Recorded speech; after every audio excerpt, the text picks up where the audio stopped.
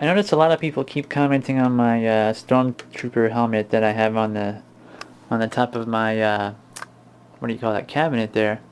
And so I just thought I'd show you guys this since it's like Halloween pretty much just about here. Uh, this is a RT Mod Stormtrooper helmet from Canada, and the front piece is actually based off of an original Stormtrooper helmet from the first 1976 film, you know, very first one, not like episode 1, but I guess it's episode 3. Um, I always wanted to have one of these things, and I actually paid a lot of money. I paid like almost 300 bucks for these, but you can buy these online from a company called Shepperton Design Studios, and they actually make these a lot cheaper than what I paid. This was a kit. I had to buy all the parts separate, like the eyeballs and the trim piece and all that. So anyway, it's kind of bright in here. I had some bad news. The last shot that I did was completely ruined.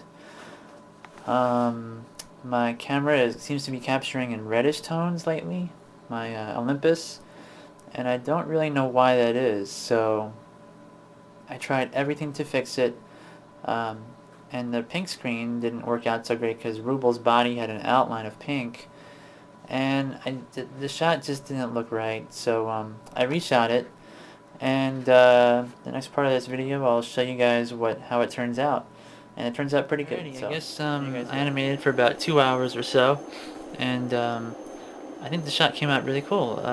So I'm gonna show you guys what I did. I'll take you through the shot frame by frame. First I'll play it so you can see what it looks like.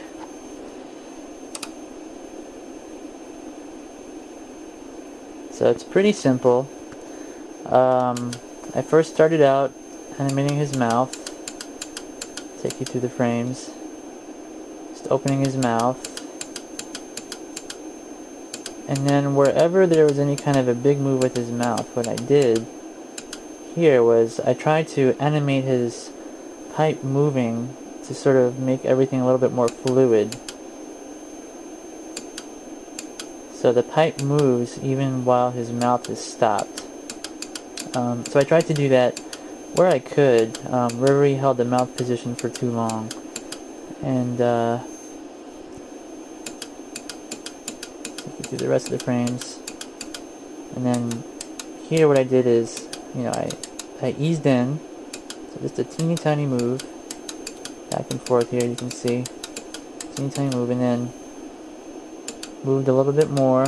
Alright, so small moves moving into big moves, and then finally he moves at full speed and then slows down with smaller moves. Also, with the blink, you'll notice I added a blink in here, and the secret to getting a good blink is when he closes his eyes completely. When he opens his eyes are actually pointed downward, you see? See how his eyes are facing the ground? In the next frame, it's up. That's actually how people blink if you were to film it and slow it down. So, eyelid comes down a bit, eyes closed, eyes looking down, and then up. So that's how you get a good blink. Alright, so that's pretty much the shot. I don't know what will happen when I try to take that green out of the background, but let's see what happens. I don't know. Also on here I can show you guys what I did to center him on the table. I put a surface gauge right on this little piece of clay, and then I took another surface gauge and put it on this piece of clay, so whenever I twisted this, I could take it away if I wanted, but I could put it right back by lining up those wires, and then I could move and twist him by seeing how far or close that piece of clay is from that back piece of wire. So that's the general idea behind surface gauges. I'm being sloppy right now because I got the camera, but alright. So it's been a long day. I'm gonna cut this short. I'll put this on YouTube, and I guess, you know, this kind of stuff happens over and over again, where, you know, technical issues come up and then you have to just redo a shot. But I'm actually happier with this shot than I was with the last shot, and I tried to give it a little bit more character. So anyway, let's see what happens, and tomorrow's another day as always. And thanks for watching.